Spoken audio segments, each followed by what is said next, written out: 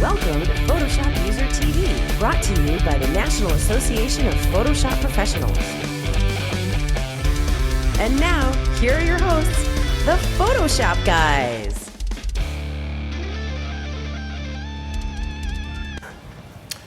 Well, hi everyone, and welcome to the season finale of PhotoshopUser TV. We are brought to you by the National Association of Photoshop Professionals, who bring you PhotoshopUser Magazine. PhotoshopUser Magazine. That is the current issue. The newest issue should be out ever so shortly, shouldn't it? Yeah, any day now. We just finished that up. Oh, well, hi everyone. I am Corey Barker, one of the Photoshop guys, and we've got a lot of great stuff today. It is our season finale. I like to say season finale. We're not really in seasons, though. We're just going to take a break. It's mid-season break. It's mid-season break before Photoshop World. We'll be back before you know it.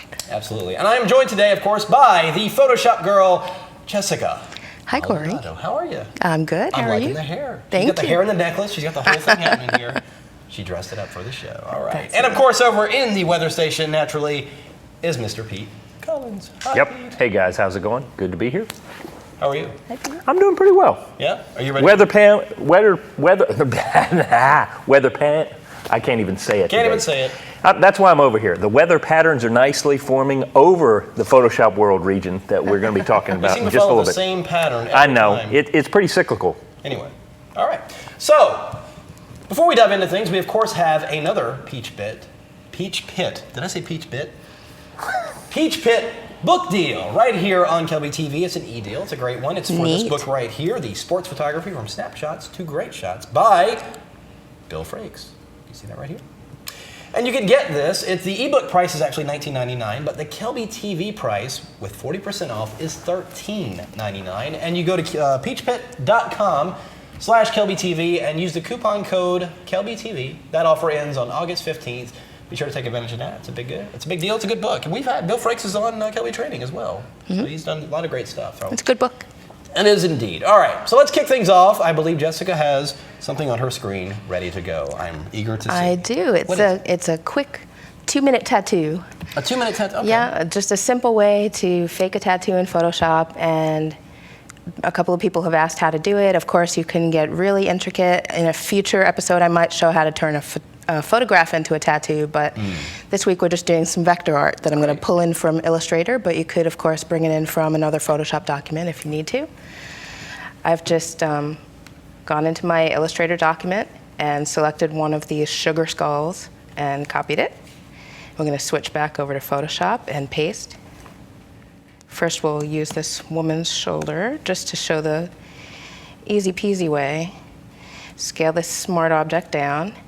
And if it's just going in a flat area of skin, like in this photo, you can just sort of Now, how are you distorting it? You're holding the distort command it. keys to Yeah, distort them? I'm holding down Option to grab just one side. Oh, okay. Holding down the Command key to pull just one toggle, and hit Return. You can just throw that to multiply to help it blend in. Put a mask on it and add a little bit of noise. Filter, noise. And just give it a little dot of noise to help the illustration break up a little bit. And you're applying that are you applying it to the mask or the actual? I'm applying that to the mask so that we can keep our art as a smart object. And then if we wanted to, say, change the color of the rose, we can pop that back open. But if we wanted to put it on something a little bit more contoured, like a man's muscle, we could You paste really that should have in. asked me before you used my arm. Oh. That's just rude. Pete, I thought you liked me using your photos. Oh, you're right. Shh, just don't. Hit Return to bring in that smart object. But now I want to give this a little bit more of a warp. I was going to say, because he had to hold his arm like that the whole time while they did that. That's right. We got the lighting right. I'm going to right-click or option-click on the smart object and rasterize that so that we can Command-T for free transform and go up here and hit the warp icon and just sort of mold this a little more to his muscle shape. And again, multiply. And we'll put a little noise on that. And since noise was the last filter we used, we could just hit Command F to add the noise. And one more thing, since we have some more shading here with the muscular arm, I'm going to grab the quick selection tool, grab some of that skin, Command J to put it on its own layer, pull it up above the tattoo. And what we're going to do is filter, other, high pass, and really ramp up those lights and darks. Actually, what I forgot to do is Command-Shift-U to desaturate. We're going to go back into high pass,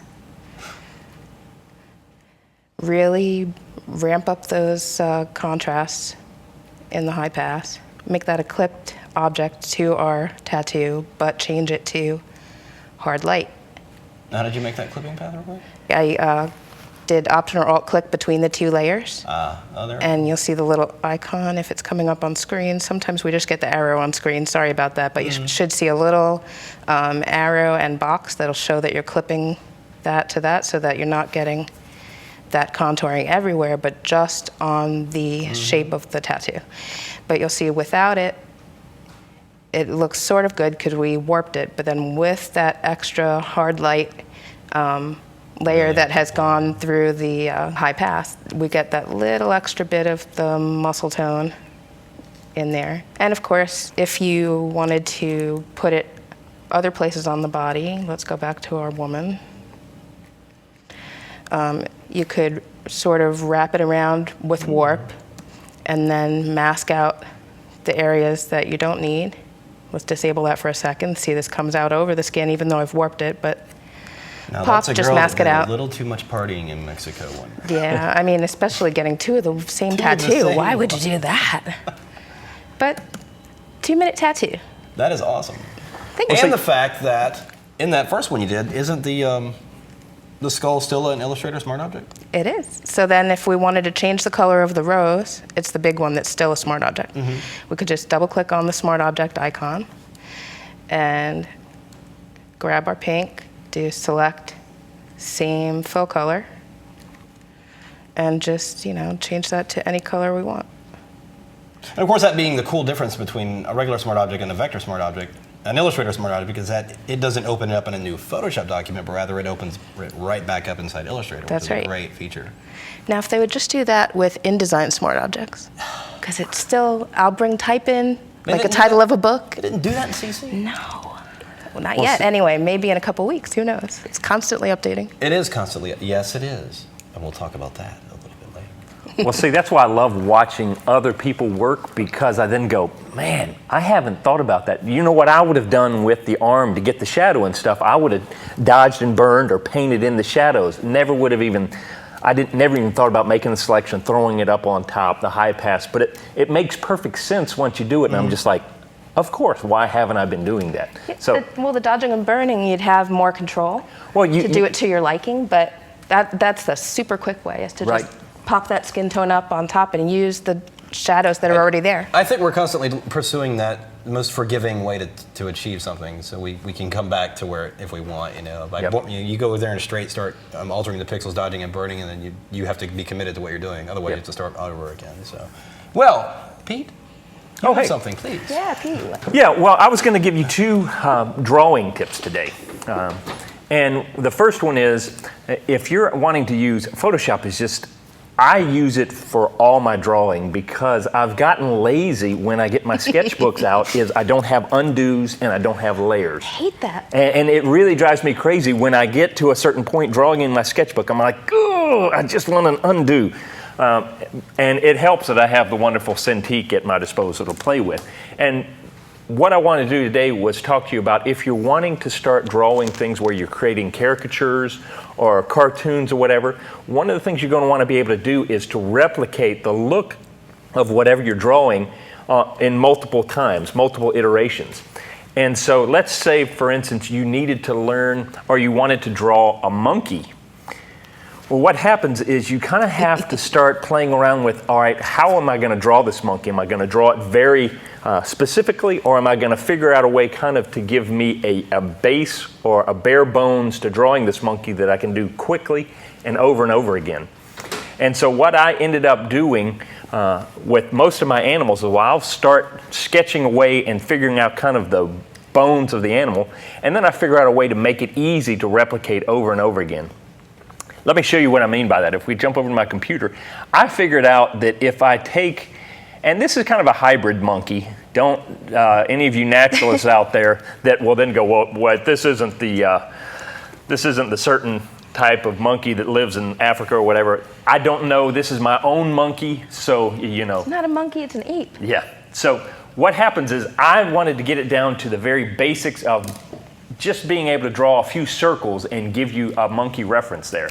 And so I figured out, well, the monkey head is kind of a big circle, but then if I draw a second circle right about here, and I call this my smiley face simian, because what I'm going to do is I do a second circle there, and then I do two little, what look like eyes. If you just look at the smaller circle here, it looks like a smiley face, but those are actually the nose. And then I do a circle here and a circle inside and color it in. Oh, that eye's a little wonky. Another circle, and that there, and then half circle, half circle, half circle, and then another half circle right there, and maybe some teeth. Very basic, but what that's going to allow me to do is it kind of gives me a ground for how I'm going to portray this monkey. So if I was going to come in and start maybe doing a cartoon series of this monkey, I would always kind of think this in my head, how I'd sketch it out. So if I create a new layer, if I wanted to go on the side, I would kind of do the same thing. Circle, circle. Here, put on that. I know people are thinking dot, dot. So I am too. Here are the ears. It's not just me. I know.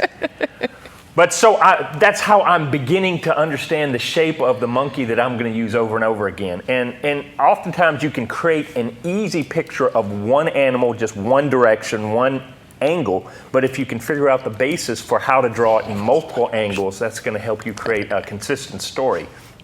From there, you can start to do things like create different ways of doing that springboarding off of that type of base of the animal. I give it a bigger mouth and a smaller head, or I make it more oblong instead of circular, or all these are kind of the base from which I jumped off that original one, but they all have that similar structure that I know whenever I'm going to take it, I'm going to go in that direction.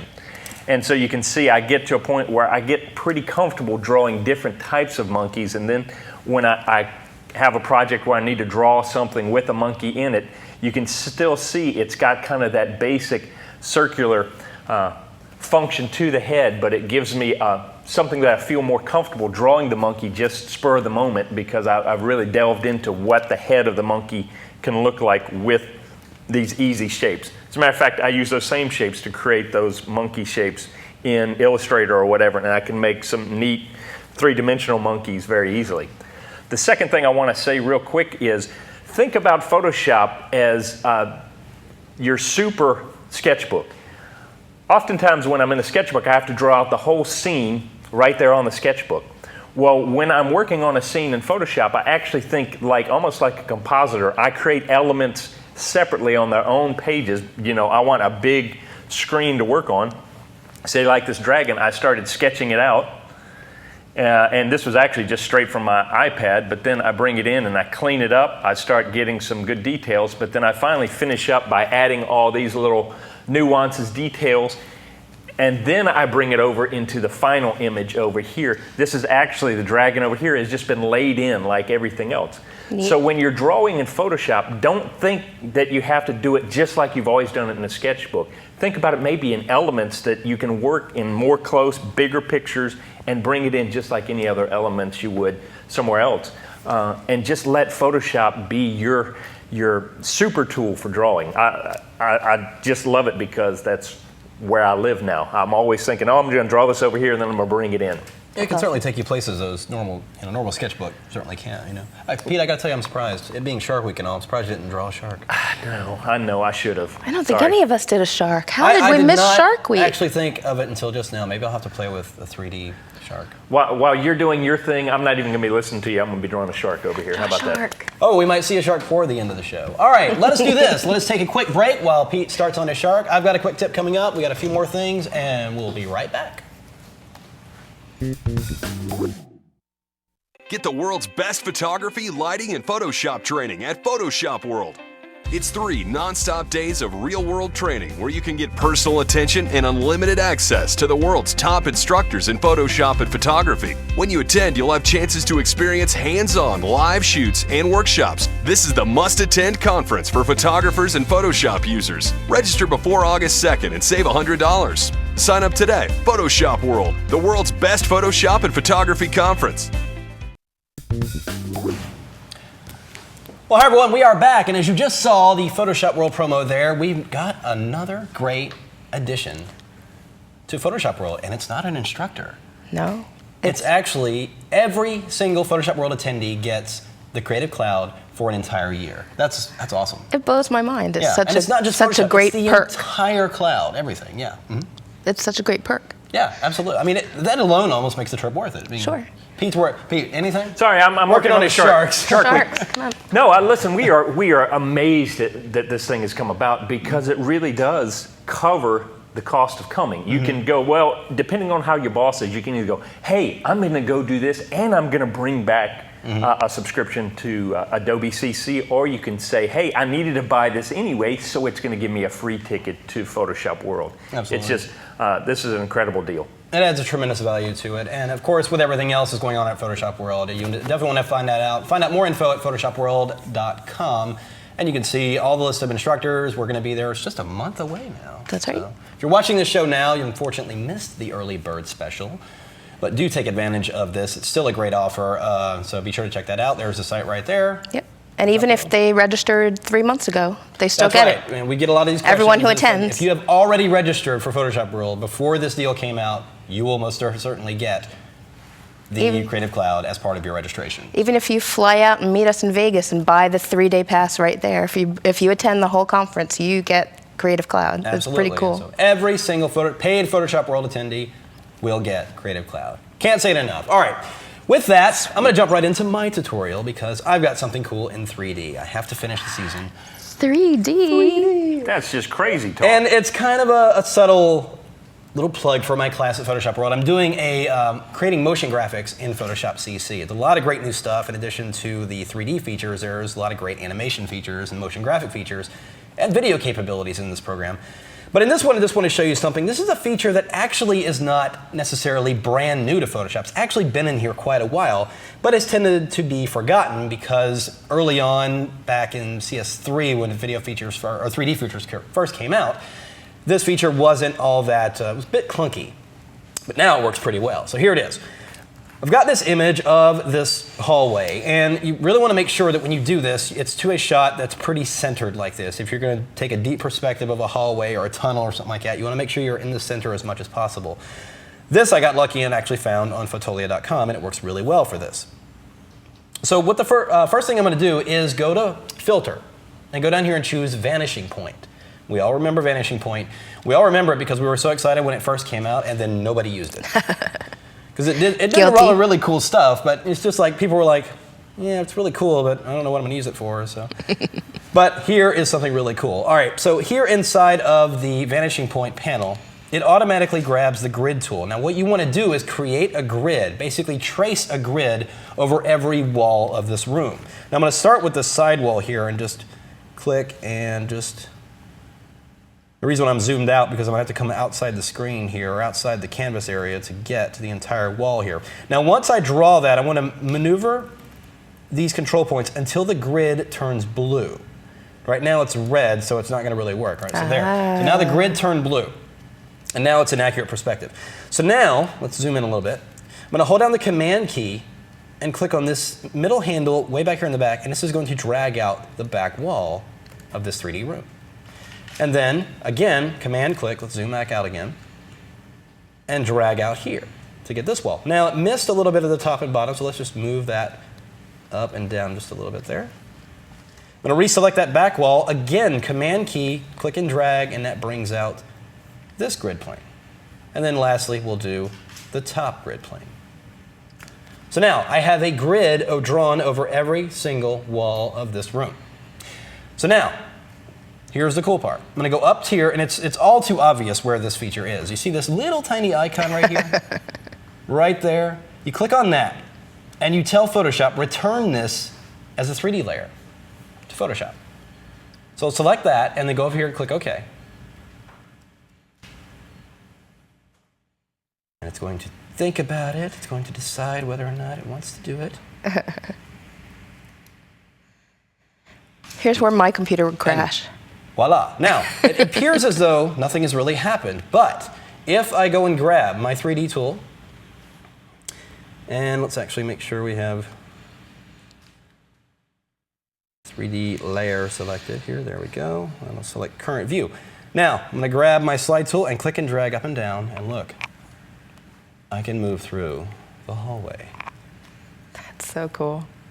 And I can move back and forth, up and down. So, I mean, it has multiple uses. You can, if you have a shot of a hallway and you want to be able to change the angle for a design, a poster, maybe you've got a dramatic angle that you want somebody, you want to look up at them as they're running down the hallway. Well, you can move your angle of view down, move it up. If you want to look at, be looking down at the room.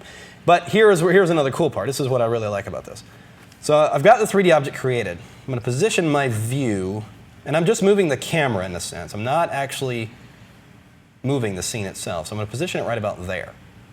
And I'm going to open up my timeline. Not my color swatch, my timeline. And I'm going to go ahead and tell Photoshop to create a video timeline here for this object. If I twirl down to reveal the properties of this, you can see that we can animate position, typical things like position, opacity, style. We can also animate 3D properties such as the scene position, the camera, and such like that. So I'm actually going to set a keyframe for the camera in this position right here to start. Move my playhead over a little bit. And then I'm going to click and drag down and bring it over to the other side of the hall, and perhaps even rotate the camera a little bit. So as it travels over here, it gives me this kind of cool view, almost all the way to the back wall. So now if I come back over here and play it through. No, I don't need audio. There we go. And now I'm traveling through the hall. It's going to render, and now it's going to go. I love it. All of that from a 2D photo. Now, you can merge. Very inspiring. You could take other 3D objects like text or something like that, or even 3D other objects created in other applications, bring them in here and actually have them interact with this scene. You can change the lighting and everything like that and have all kinds of cool things happening here. I was just going to say, I want to take what you did last week and where the type was coming zoom from out of the frame and plop them together. Certainly have do it that. crash into that back wall. Yeah, have a 3D object right there in the back. You can even animate lights in here. You put lighting in here. I mean, obviously, the show would be like an hour and a half long if I really got into what we're doing. But look at the possibilities here, and look how much smoother this is than previous version. Like I said, in earlier versions, this was very clunky, and it discouraged a lot of people. That were like, that's way cooler than it. But to be able to take a simple two-dimensional photo and bring it into this 3D environment, all right there inside Photoshop, it's amazing. So just a little taste of the kind of things I'm going to be having in my motion graphics class at PhotoshopWorld. So. How do I get out of my station at PhotoshopWorld so I could come to your class? Oh, it's really exciting. This is the one in class. I've gotten really excited about my other classes. I'm doing a 3D and a design class and such like that. But this one I've gotten really excited about because it's really taken off. Video, I mean, you've seen it. I mean, the video is really taken off in Photoshop right now, and it's. Oh yeah, the capabilities that you can do, and the thing that's amazing about it is there are people that are great with video and there are people that are great with Photoshop, but they've never really kind of merged together. But now you can apply all that Photoshop's goodness to video and just take it to the next level. And so that's phenomenal. You made it hard for me to draw my shark because I was busy watching you do that over there. Speaking of it, I see one on screen over there. Let's have a look. In honor of Shark Week, here you go. This was my quick drawing shark right here. Da-da-da! Ah! And he signed it. And I signed it, yes. There you go. Official autograph. We are Shark Week capable. Shark Week. I'm not interested in sharks, but I find myself, I've been watching it the past couple of months. Really? Anyway, I digress. Let's take another final break, and we're going to come back. We've got some giveaways and a few other things to talk about as we wrap the season up here on PhotoshopUser TV. We'll be right back.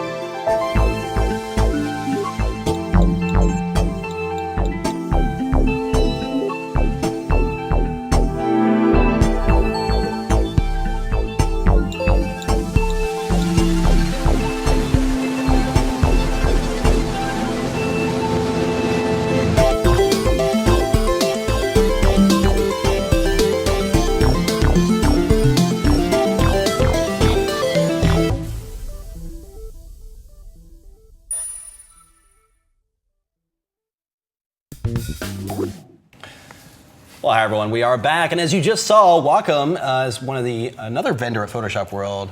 We love those guys at Wacom, but we love their products. We have them all here. We've pretty much got one of everything here. You've got a Bamboo, I've got a Intuos here, and you've got a Cintiq over there. We are a Wacom showroom right now. They, of course, have a great booth at Photoshop World. They've got a big interactive booth, and they did something different last year where they had a photographer actually on the booth, and then he would do some live retouching right there on a Cintiq. But they also have a display where you can actually interact and play around with all their newest tablets and Cintiq and stuff. So definitely check that out if you're going to be at Photoshop World in Las Vegas, coming up September 3rd. Well, and we're excited about, sorry, I'm going to jump in. We're excited about Wacom jumping in and doing a great thing with our good friend Aaron, who's going to be at Photoshop World. Absolutely. Aaron Blaze, if you know, former Disney animator. He's an instructor at Photoshop World back in Orlando earlier this year. He is going to be there once again with some great stuff, but he's also got a Kickstarter project. He's working on getting a feature film produced, and Wacom has actually jumped on board to partner up with him to help them produce this film. You can check that out. It's Art Story. It's on Facebook, and a lot of really cool stuff on there, so be sure to check that out. Anything else before we go? Contest time. It is contest time. We have a great prize. I have a great couple of prizes today. The first one is, of course, what is this one right here? Perfect Photo Suite 7 from On One Software. Great. We've had this before, but it's package. just so good, we have to keep giving it away. On1 has really great stuff. It's among the many plugins you can have. On1's really got some great stuff. And then, of course, in addition to that, we are going to give away a pass to Photoshop World, a full conference pass. Now, not the flight. No, or not your the hotel. That is that's all on you. We will not buy you drinks or take you gambling. No, but you can come and learn some stuff. No. But no, absolutely. We're going to give you a Photoshop World pass, which includes, of course, the full year of Creative Cloud. That's very, very cool stuff. So how do they win these fabulous prizes? You've got to go to kelbytv.com/contest, and from the drop-down menu, select our show, Photoshop User TV, and leave us a comment, and you will be entered to win. That's right. It doesn't matter what you comment. Just tell us what you like. It's really like you're throwing your name in the hat. Winner is picked at random. Totally. We have a multi-million-dollar machine that does it for us. I thought we were still using the big bingo Are we still cage. using the ping pong ball lotto machine? Yeah. Okay. Well, as long as it works. Our intern has to paste everybody's name onto those ping pong balls. That's a grueling job. Yeah. I remember when I had to do that. Yeah. Pete, you didn't have to do that. I did not. I skipped right over the ping pong ball and went straight to Monkey Boy. But this week, we'll call him Shark Boy. All right, everyone. Thank you for joining us all season here on Photoshop TV. Well, thanks very much to the Photoshop girl. Don't forget to check out the necklace. Can we get close in on that necklace so you can get one last look? See how quick Our Juan tech is on the editor, jib. Cindy, had this custom Cindy had made this for me made. We don't even have in the any United Photoshop Kingdom. guys necklaces, but she's blinging it up. They are so proud that there is a girl on Photoshop User TV that I had to have a custom-made necklace. I will formally protest this. I want my bling. Somebody give me some bling. All right, Pete.